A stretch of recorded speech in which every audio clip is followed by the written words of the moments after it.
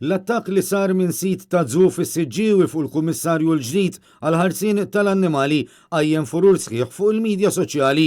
Tant li l-persuna li ħareġ jattakka lill-Kummissarju Alison Bezzina spiċċa neħħa dan l-istess filmat.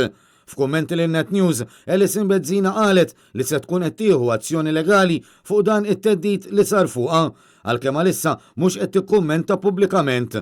Il-kontroversja kollha faqqat f'jum il-kunċizzjoni meta s-sit ta' dan iż-żu tella filmat ta' 30 minuta jattakka personalment lil Alison Bezzina.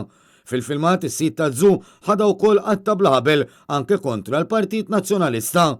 Fil-waqt li qal li żus kienu qed jiġu fil-mira ta' ħafna kritika f'daqqa minħabba li n-nies ma kellhomx grazzja miegħu personalment u staqsa xi kwalifiċi għandha Bezzina biex tokkupa din il-kariga u saħansitra d-dida li kieku għalih għandha titkeċċa.